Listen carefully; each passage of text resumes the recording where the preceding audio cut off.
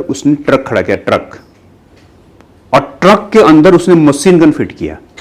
सामान जैसे भी गया, वो बाद में आएंगे कि सामान आखिर इजराइल से ईरान पहुंचा कैसे, हम उससे बाद में आएंगे।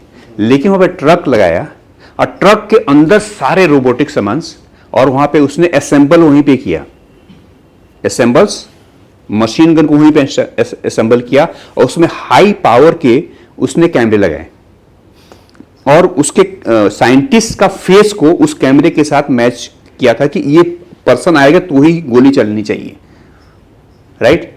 तो जब वो साइंटिस्ट आए, वो खुद ड्राइविंग कर रहे थे और उनके बाजू में उनकी मिसेज बैठी थी, ठीक है। तो जैसे ही वो टर्न पे आया, कैमरे ने डिटेक्ट किया कि दिस इज सेम पर्सन, और ये मैसेज गया इजराइल में, वो लोग वॉच आउट कर रहे हैं। जैसे ही कैमरे डिटेक्ट सेम पर्सन, ट्रिगर दबाया इजराइल में, धमाका हुआ ईरान में। तो जो ट्रक लगाया गया था ना, उस ट्रक में धमाका हुआ इजराइल से, विस्फोट हुआ, और उसमें बाकायदा गोली चली और जाके सीधा साइंटिस्ट को लगी, उसके बाजू में उसकी मिसेस को भी नहीं लगी। अभी 4-5 साल पहले की घटना है। तो ये भी टेक्नोलॉजी आ चुकी है। तुम पढ़ना है किसके बारे में? 4-5 साल पहले की बात है, और ये बहुत ही फेमस केस है, और इसकी वजह से इजराइल की टेक्नोलॉजी बहुत आगे चली गई। उसमें फायरिंग वहां से हुई थी, जैसे ध्यान रखो, बुलेट मशीन गन फिट है ईरान में, और फायरिंग वहां से हुई है। तो ऐसा भी हुआ है। और अभी इजराइल का एक और कारनामा उसका था, जो पेजर फट रहे थे, पेजर अभी था ना, पेजर जो फट रहे थे, मोबाइल फट रहे थे, है ना। वो कैसे इजराइल ने किया? इजराइल ने क्या किया, उसने सबसे पहले डेटा कलेक्ट किया कि कौन कौन से पेजर नंबर पे मैसेज आते हैं, और उस पेजर का मैन्युफैक्चरर कौन है, कहां से ऑर्डर लोग देते हैं।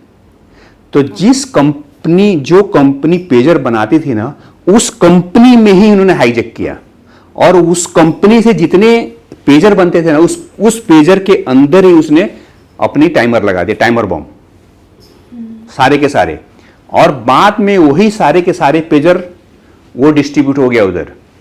इन किसके बीच लड़ाई चल रही है वहां पे? इजराइल और ईरान नहीं, वहां पे उसके फिलिस्तीन, उसके अंडर जितने लड़ाके हैं, वो सारा का सारा पेजर उसके पास ही गया, करेक्ट। तो फिर वो लोग पूरा वॉच कर रहे थे कि हाँ भाई, इन लोगों के पास पेजर आ चुका है, एक्टिवेट है, करेक्ट। तब उन्होंने एक मैसेज कोड किया, और एक ही दिन में ये मैसेज 10,000 लोगों के पास गया।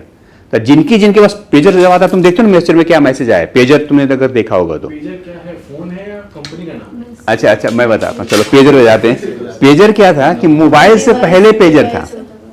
तो पेजर में क्या होता था, एक छोटा सा इंस्ट्रूमेंट होता था, ठीक है। उस इंस्ट्रूमेंट में, ठीक है, हम लोग पेजर रखते थे, और उसका ऑपरेटर कहीं और बैठा होता था। तो हमको क्या करना था, हमको पेजर नंबर मिलता था, तो हम फोन करते थे कस्टमर केयर पे कि हमको इस आदमी को ये मैसेज देना, ये पेजर नंबर है। तो वो मेरा मैसेज लेगा और मैसेज टाइप करके सामने वाले को मैसेज भेजेगा।